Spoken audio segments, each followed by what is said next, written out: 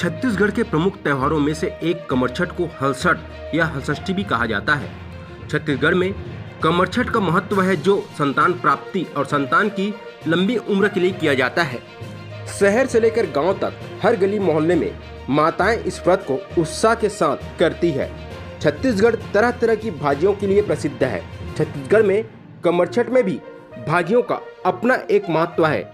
इस व्रत में 6 तरह की ऐसी भाजियों का उपयोग किया जाता है जिसमें हल का उपयोग न किया हो। बाजार में भी लोग अलग अलग तरह की भाजियां लेकर अपने घर पहुंचे, जिसमें चरोटा भाजी, खट्टा भाजी, चेंज भाजी, मुनगा भाजी, कुमड़ा भाजी, लाल भाजी, चौलाई भाजी शामिल थे। हलषष्ठी पर्व पर माताएं पूजा करने स्थान पर सगरी खोद कर भगवान शंकर व गौरी गणेश को पसहर चावल, भैंस का दूध, दही, घी, बेल पत्ती, कांसी, खमार, बाटी भौरा सहित अन्य सामग्रियां अर्पित करती हैं। पूजन पश्चात माताएं घर पर बनी हल से न जुते हुए अनाज, पसहर चावल, 6 प्रकार की भाजियों को पकाकर प्रसाद के रूप में वितरण कर अपना उपवास तोड़ते हैं। वहीं धमतरी शहर से लगे ग्राम मुजगहान में महिलाओं ने इस व्रत को रखकर महाराज यशवंत गिरी गोस्वामी के सानिध्य में इसकी कथा सुनने के बाद पूजा पाठ कर विधि विधान से अपने व्रत का पारायण किया, जिस आयोजन में ग्राम और मोहल्ले की महिलाएं भारी संख्या में शामिल होकर अपने बच्चों सहित घर परिवार की सुख शांति की कामना की। अब वो भरोसा किसी पर नहीं कर सकती थी, तो अचानक जो कंचन वो बीमार हो जाती है। से काट गया तो कंचन को भैंस मिलती थी रास्ते पे।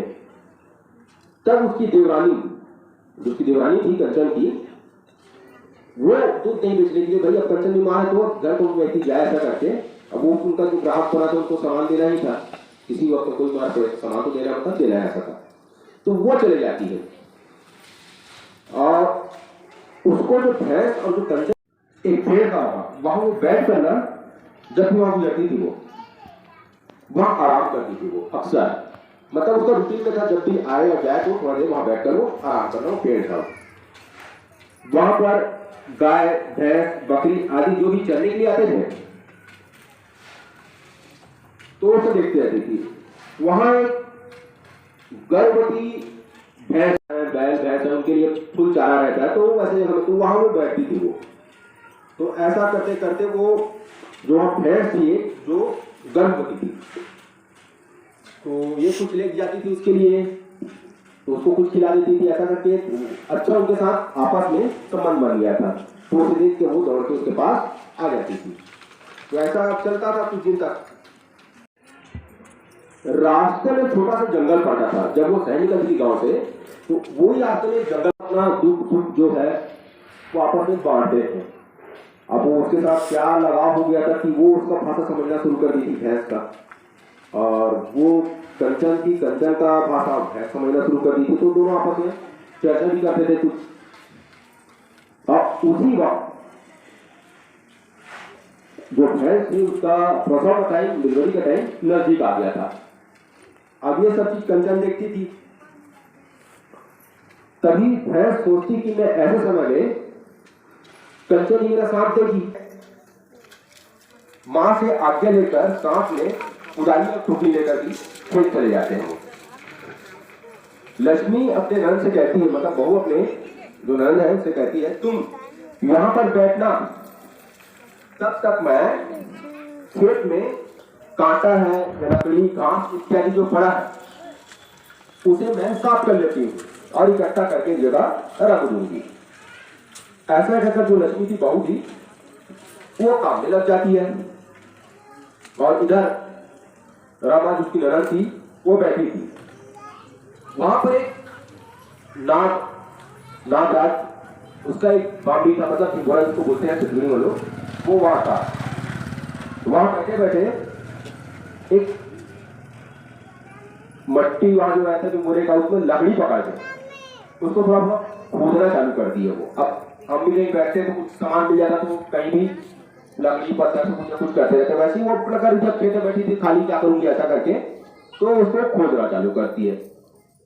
लेकिन वो गलती एक करती है, वो जो भिगोर था नाग का जो बिल था, जिसमें एक नागिन थी, उसमें 5-6 अंडे थे जिसको वो धोखे से फोड़ देती है।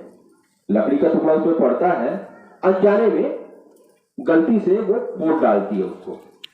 अब नागिन ये चीज देखती हुए बहुत गुस्से में आ जाती है और वो जो नरक उसकी रमा उसको काटने के लिए आती है।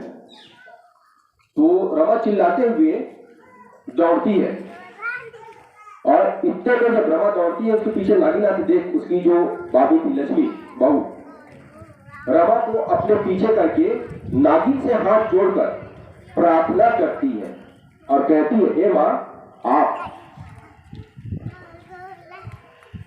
मेरी ननद को जो भूल की है उसे क्षमा कीजिए। अब बदले में आप जैसा भी कहेंगी मैं करूंगी। मतलब वो क्षमा याचना कर कि आपको जो दिक्कत हुई है उसके लिए मैं उसकी भरपाई मैं करूंगी, आप अपना गुस्सा छोड़ दीजिए और उनका पीछा छोड़िए। तो नागिन लक्ष्मी उस बहू से कहती है, तेरी ननद ने पूरे वंश, मतलब जो मेरा वंश था अंडे से, उसका नाश कर दिया, तो क्या तू इसकी पूर्ति कर पाएगी? अब ये आज संभव नहीं है, किसी का अगर वंश खत्म होता है तो कोई पूर्ति नहीं कर सकता। जिसके माँ बाप का वंश जाता है वो उसका दर्द उसको पता रहता है, तो ये भी सोच में पड़ जाती है। मेरा नाम पम्मी यादव है, मैं ग्राम मुजगहन धमतरी की रहने वाली हूँ। आज कमरछठ का पर्व था, उपवास से क्या करना चाहिए? आज कमरछठ उपवास से हम लोग पूजा भी हो गई, अच्छे से किए और अच्छा लग रहा है क्योंकि ये अपने बच्चे की खुशहाली और उनके जन्म बहुत अच्छे से हो और उसके बाद आगे बहुत अच्छे से उनका भविष्य बने, उसके कामना के लिए उपवास रखी थी। मैं चमेली साहू मुजगहन। आज कमरछठ का त्यौहार था, उपवास थी, क्या है इसका महत्व, क्या विशेष, क्या कामना है आपकी? जी, ये जो त्यौहार है, व्रत है, वो सब महिलाएं अपने संतान की दीर्घायु के लिए रखते हैं और सभी महिलाएं ये व्रत बहुत मन और अच्छे से रखते हैं। मेरा नाम मुकेश्वरी साहू है, मैं ग्राम मुजगहन की हूँ। आज हमारे